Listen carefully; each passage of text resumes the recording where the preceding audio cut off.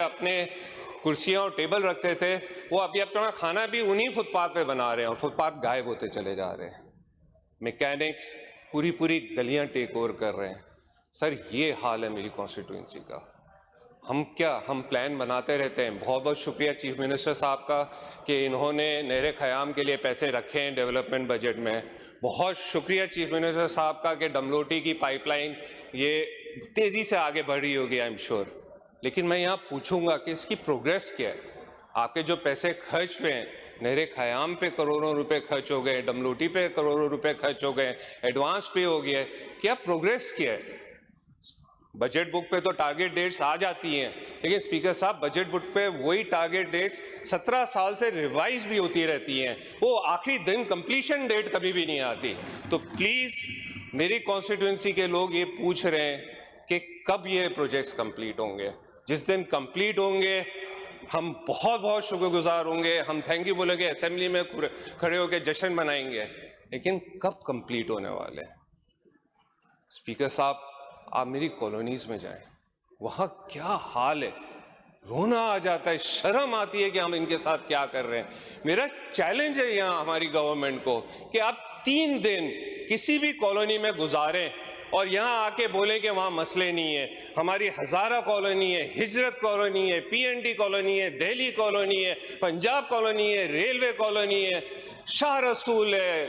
Sir, क्या हाल है। 16-16 घंटे वहाँ लाइटें जा रही हैं, 16-16 घंटे वहाँ लाइटें जा रही हैं। उनके बच्चों का क्या हाल होगा, उनके बुजुर्गों का क्या हाल होगा।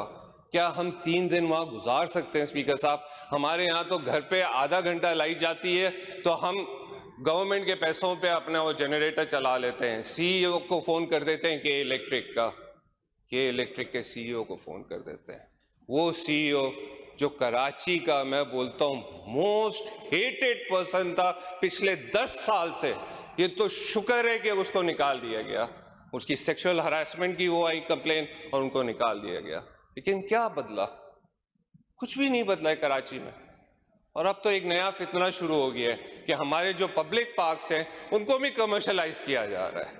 सर, हमारे पब्लिक पार्क्स को कमर्शलाइज किया जा रहा है और वहां के रेजिडेंट्स हैं जो खड़े होकर ऑब्जेक्शन कर रहे हैं। ये ऑब्जेक्शन कर रहे हैं कि दुनिया भर में जो पब्लिक पार्क्स के पास जो रेजिडेंशियल सोसाइटीज होती है उनकी वैल्यू बढ़ती है। लोग चाहते हैं कि वहां रहे, लोग चाहते हैं कि उनके बच्चे वहां खेलने जाए। और हमारे यहाँ क्या हो रहा है? 4-4 बजे तक वहां कवाली के प्रोग्राम हो रहे हैं, कमर्शलाइज, और पैसे लिए जा रहे हैं। स्पीकर साहब, ये हमारा हाल है कराची का। क्या बोले हम? हमारे प्रोजेक्ट्स ऑन पेपर हैं, हमारे प्रोजेक्ट्स के लिए पैसे यहाँ बजट में रखे गए, लेकिन हमेशा मैं सोचता हूँ कि बजट में फिगर्स की बात करूँगा, उस पर तनकीद करूँगा, उस पर डिस्कस करेंगे कि क्या कंप्लीट हुआ, क्या कंप्लीट नहीं हुआ। लेकिन वो बेमायने हो गए क्योंकि हमारे पास प्लान ही नहीं है। बातें करा लो हमसे, उसमें हम बहुत माहिर हैं। बातों पे मुल्क नहीं चलता, बातों पे ये शहर नहीं चलता, बातों पे ये प्रोविंस नहीं चलेगा। आप शाबाशी अपने आप को दे दो, लेकिन किस चीज की शाबाशी आप अपने आप को दे रहे हो? सिर्फ बातों की। लेकिन मैं इसके साथ साथ ये जरूर बोलूंगा कि मैं अपने रेजिडेंट्स से बहुत खुश हूं।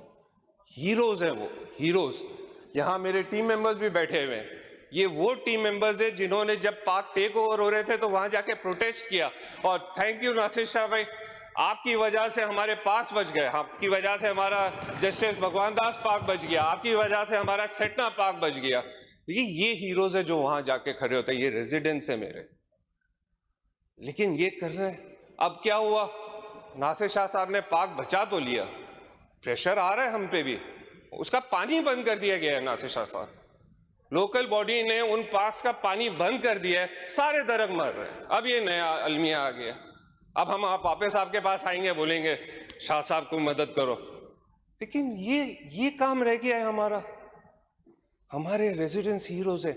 ये आपकी हॉस्पिटल्स चलाते हैं, ये आपकी स्कूल चलाते हैं। सदर शाह साहब, यही वो रेजिडेंट्स हैं जो आपकी स्कूलें चला रहे हैं। ये इनको पंखे दे रहे हैं, ये बुक्स दे रहे हैं, ये यूनिफॉर्म दे रहे हैं, ये स्वेटर्स दे रहे हैं, ये जूते दे रहे हैं, ये ब्लैक बोर्ड्स दे रहे हैं, ये हर चीज ये प्रोवाइड कर रहे हैं। हमने अपना वादा पूरा किया ना शाह साहब?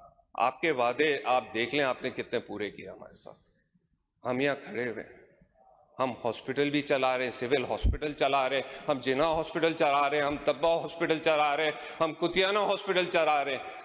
स्पीकर साहब, ये मेरे रेजिडेंस है और मैं प्राउड हूं अपने रेजिडेंस का।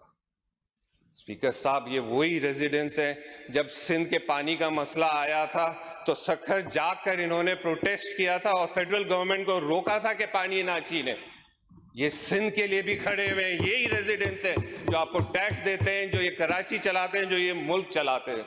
स्पीकर साहब, सिंध की बात करते हैं, सिंध के मैं हकाइक बताऊं, आपके जो बच्चे पैदा हो रहे हैं उनमें से 50% बच्चे स्टंटेड है।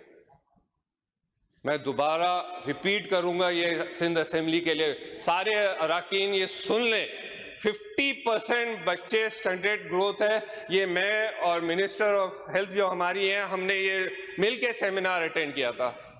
सर, ये हमारे हकाइक है। जो 1 लाख बर्थ्स होती हैं उसमें से हमारी जो फीमेल मोर्टेलिटी रेट है मदर्स की, वो 250 है। वो इस मुल्क में सबसे ज्यादा सिंध की है, 250 है। स्पीकर साहब, ये सिंध है हमारा, हमारे बच्चे स्टंटेड ग्रो हो रहे हैं, हमारी माएँ मर रही है, हमारे वहाँ के जो नौजवान हैं उनको जॉब्स नहीं मिल रही, उनको रोजगार नहीं मिल रही। और सिक्योरिटी का तो, कच्चे के डांगों का तो वो, इस पे तो कहानियां लिख सकते हैं। कुछ अरसे पहले तो एक अजीब ही अजूबा हुआ कि आपके चेक पोस्ट पे गाड़ी रोकी गई, उसमें हथियार थे, उसमें रजिस्ट्रेशन नहीं थी और डाकुओं के साथ लोग भागे तो आपके चेक पोस्ट पे पुलिस वालों ने फायरिंग कर दी। उसमें जो आदमी शहीद हुए उनमें से हमारा एक SHO था। ये हमारा सिंध का हाल है पुलिस का, ये हमारा सिंध का हाल है सिक्योरिटी का। और खाली अंदरूनी सिंध का ये मसला नहीं है स्पीकर साहब, ये मेरे हलके में भी यही प्रॉब्लम हो रहा है। वहाँ हमारे हलके के पुलिस स्टेशन ने 2 लोग झगड़ा कर रहे थे रोड पे, उनको पकड़ के जेल में डाला। रात को कोई खुफिया एजेंसी से लोग आए, वो जेल से उन कैदियों को बाहर निकाला और जो कांस्टेबल जिसने अरेस्ट किया था उसको पुलिस स्टेशन की छत से नीचे फेंक दिया। स्पीकर साहब, शर्म आनी चाहिए हमें, ये शर्म आनी चाहिए हमारे पुलिस डिपार्टमेंट को। क्या कर रही है वो? मैं बार बार हमारे इंटीरियर मिनिस्टर साहब को बोल रहा हूं, हमारे साउथ में बहुत बड़ा प्रॉब्लम है। हमारा इंपोर्टेड DIG आया हुआ है पंजाब से, हम बड़े मसले में आ गए। हमारे एरिया में, DHA के एरिया में खुलेआम चकले चल रहे हैं और पुलिस अपने उस पे मोटरसाइकिल पे उनको तहफ़्फ़ुज़ प्रोवाइड कर रही है। क्या करें? हम जाके मिलने की कोशिश करते, 2-2 घंटे हमें बाहर बिठा देते, तो आम आवाम को क्या जवाब देंगे? है किसी का लाडला, कुछ नहीं कर सकते। हाल बुरा हो रहा है, हम यहाँ कंप्लेन कर सकते हैं, फिगर्स की क्या बात करें? हमारे तो बहुत बुनियादी मसले हैं। स्पीकर साहब, कराची, मैं कराची में बराबर हूं। स्पीकर साहब, ऐसा हाल मैंने कराची का जिंदगी में नहीं देखा। स्पीकर साहब, यहाँ के जो लोग हैं मायूस हैं, गुस्से में हैं, नाराज हैं आपसे, लेकिन सबसे बड़ी बात पता है क्या हुई है?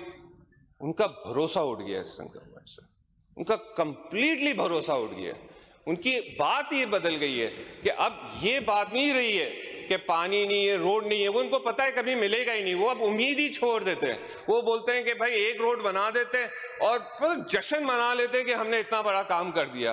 वो गलियों का क्या होगा, वो मस्जिदों की गलियों का क्या होगा जब हम नमाज पढ़ने जाते हैं और उस पर गटर उबल रहे होते हैं, हमारे कपड़े खराब होते हैं, उन जगहों को कौन बनाएगा?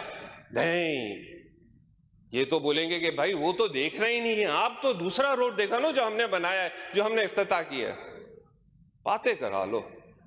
स्पीकर साहब, हम बचपन से सुनते आ रहे हैं कि पाकिस्तान एक बहुत नाजुक मोड़ पे खड़ा है। मैं आज आपको इस असेंबली में बता रहा हूं स्पीकर साहब, कराची एक बहुत नाजुक मोड़ पे खड़ा है। यहां का सिस्टम अभी आप लोग के हाथ में, जहां तक कराची वालों का है ये सिस्टम फेल हो चुका है। और मैं किसी शख्स की बुराई नहीं कर रहा हूं, उसकी टीम फेल हो गई है। वो शख्स बहुत अच्छा होगा, वो शख्स बहुत केपेबल होगा, वाइंड अप करने, लेकिन टीम फेल हो गई है। ये डिसीजन अब आपके ऊपर होता है कि कहां आप लेके जाने वाले हैं। सर, बहुत पोटेंशियल है। पिछले 10 महीनों में हमारे ये कराची के स्टूडेंट्स ने $950 मिलियन कमाए। सर, ये वही कराची के लोग हैं जिन्होंने दुबई बनाया, ये वही कराची के लोग हैं जिन्होंने अबू धाबी बनाया, ये वही कराची के लोग हैं जिन्होंने जिद्दा बनाया। आप मौका तो दें, हम एक कराची बना के आपको दिखाएंगे कि कैसे उभरता है ये। मौका तो दें। सिर्फ एक गुजारिश है कि 50% आप हम अपना काम कर लें, बाकी हम कराची वाले संभाल लेंगे। हम सिंध को भी बना देंगे और हम पाकिस्तान को भी बना देंगे। ये हमारा वादा है इस पूरे मुल्क से।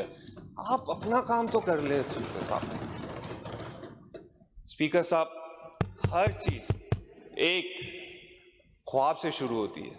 आए हम सब मिलके ख्वाब तो देखें, एक बेहतर कराची का, एक बेहतर पाकिस्तान का। सर, जब वो ख्वाब देखेंगे ना तो हम ऑटोमेटिकली प्लान्स बनाएंगे। जब वो प्लान्स बनाएंगे तो उनको ऑटोमेटिकली बजट में ट्रांसलेट करेंगे। जब वो बजट में ट्रांसलेट करेंगे तो सिर्फ इम्प्लीमेंटेशन रह जाती है। बातें करे बगैर हम वो इम्प्लीमेंट करें, स्पीकर साहब, ये आपका मुल्क आगे बढ़ जाएगा। आखिरी में स्पीकर साहब, रिवायती उससे शेर पढ़ना चाहता हूं। कभी तो पूरा होगा ये ख्वाब, कभी तो पूरा होगा ये ख्वाब, सवाल होगा जवाब होगा, शुरू नया एक बाब होगा, शुरू नया एक बाब होगा, सवाल होगा जवाब होगा, हर एक सितम का हिसाब होगा, खड़ा यहाँ एहतसाब होगा, ये लाजमी है जनाब होगा, सवाल होगा जवाब होगा। इमरान खान जिंदाबाद।